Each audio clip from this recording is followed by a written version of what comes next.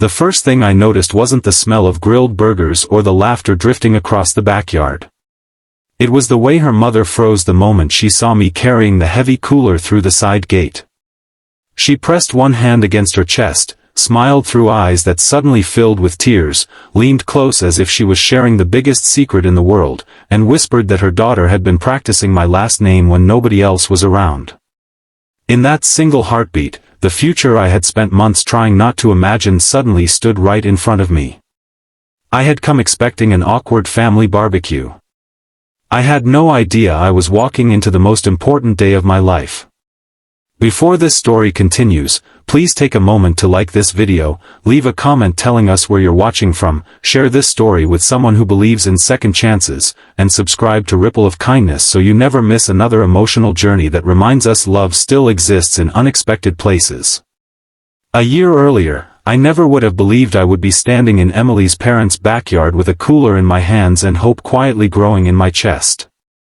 My life had been carefully organized around work after a painful breakup that convinced me real commitment simply wasn't meant for me. I buried myself in long shifts, ignored invitations from friends, and convinced everyone that I preferred being alone. The truth was much simpler. It hurt less to expect nothing than to dream about something that might disappear.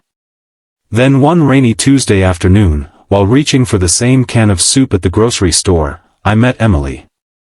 She laughed before either of us apologized, and somehow a 5-minute conversation became an hour over coffee. She wasn't trying to impress anyone. She listened carefully, smiled honestly, and somehow made ordinary moments feel important. Weeks turned into months, and slowly she became the first person who made loneliness feel like a chapter instead of a destination. Still, there was one obstacle neither of us could ignore. Emily's family was incredibly close, and after watching her older sister go through a devastating divorce, they had become protective to the point of suspicion. They welcomed me politely but cautiously. Her father measured people by consistency instead of charm. Her older brother believed every boyfriend would eventually leave. Even her grandmother watched me with the quiet eyes of someone who had lived long enough to recognize the difference between temporary excitement and lasting devotion. I understood their hesitation. They weren't trying to keep me away. They were trying to keep Emily safe. When Emily invited me to the annual family barbecue, she warned me not to overthink it. She said everyone would simply enjoy good food and conversation. But I knew this wasn't just another Saturday gathering. This was the day her family would decide whether I belonged in their lives or remained just another passing season. I volunteered to bring the large cooler filled with drinks because it gave me something practical to focus on during the drive. Every mile toward her parents' house felt heavier than the cooler resting in my truck. The backyard looked exactly like the kind of place where childhood memories never fade. Tall maple trees stretched over wooden picnic tables covered with checkered cloth. Children chased each other across the grass while neighbors wandered in carrying homemade desserts. Smoke curled gently from the grill as her father carefully turned burgers with the concentration of a master craftsman. Everything felt warm, welcoming, and intimidating all at once. I greeted everyone with nervous smiles, trying not to reveal how desperately I wanted to make a good impression. As the afternoon unfolded, I stopped worrying about saying the perfect thing and simply helped wherever I was needed. I refilled drinks before anyone asked, carried chairs from the garage, played catch with Emily's young nephews, and quietly helped her grandmother walk across the yard when the uneven ground became difficult. None of these moments were dramatic, yet they slowly built something far more meaningful than polished conversation.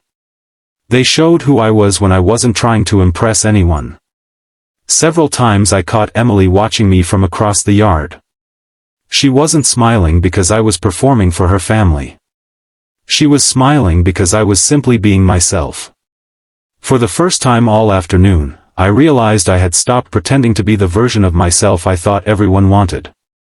I was just living the way my parents had taught me, with kindness, patience, and respect. Maybe that was enough. Late in the afternoon, rain clouds gathered unexpectedly. Guests rushed to move food beneath the covered patio while children laughed at the first few drops. Without thinking, I grabbed folding tables, covered desserts with plastic sheets, and helped everyone carry dishes inside before the rain became heavy. It lasted only 15 minutes, but when the sun returned, the entire family was laughing together as if the interruption had become the best part of the day. Emily's father clapped me on the shoulder without saying a word. Somehow that simple gesture meant more than any compliment. It was shortly afterward that her mother quietly approached while I carried the cooler back toward the garage. She looked around to make sure no one else was listening before sharing the words that completely changed my understanding of everything. She told me that for months Emily had been absent-mindedly signing notebooks, grocery lists, and scraps of paper with my last name whenever she thought nobody was watching. She wasn't planning a wedding or expecting a proposal. She simply liked imagining what a shared future might feel like. Her mother admitted she had noticed it many times but kept the secret because she believed some hopes deserved time to grow naturally. Hearing that almost brought me to tears. Not because it promised forever, but because it revealed that someone I loved had quietly been imagining forever alongside me. The rest of the evening passed in a blur of gratitude. Every conversation suddenly carried deeper meaning.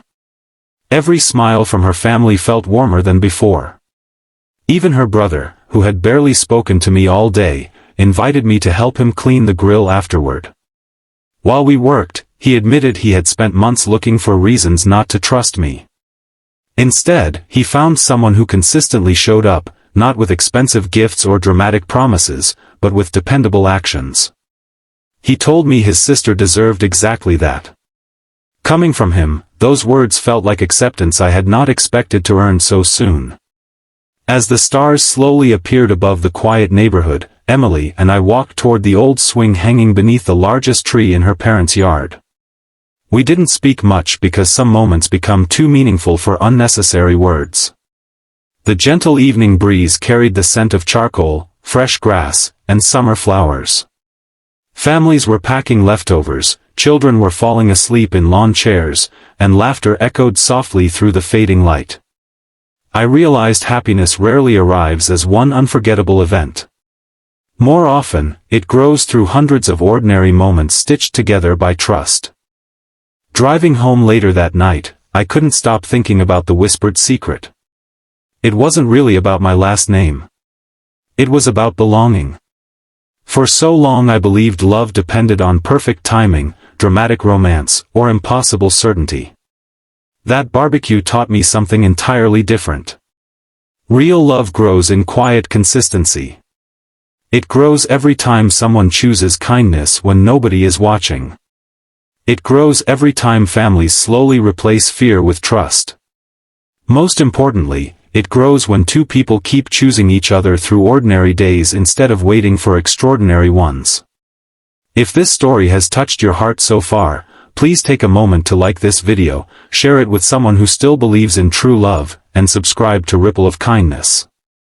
Your support helps these stories reach people who may need hope today. Before we end, we'd love to hear from you. Please leave a comment and tell us, what small moment made you realize someone truly loved you? Your story might inspire another viewer who needs encouragement today. Months later, I stood beside Emily once again, not at another barbecue but at a quiet family dinner where everyone laughed as naturally as breathing. Her father asked me to carve the roast. Her grandmother saved my favorite dessert without being reminded. Her brother teased me like family instead of treating me like a guest. Across the table, Emily smiled with the peaceful confidence of someone who no longer needed to imagine my last name. One day, if life was kind to us, it would become hers. But even before any rings, ceremonies, or promises, I already understood something priceless. Family isn't created in a single unforgettable moment. It is built one act of kindness, one shared meal, one whispered hope, and one faithful heart at a time. Sometimes the heaviest thing you carry into someone's backyard isn't a cooler at all. Sometimes it's the fear of not belonging. And sometimes, without realizing it, you leave carrying something far more beautiful, the certainty that you've finally found your way home.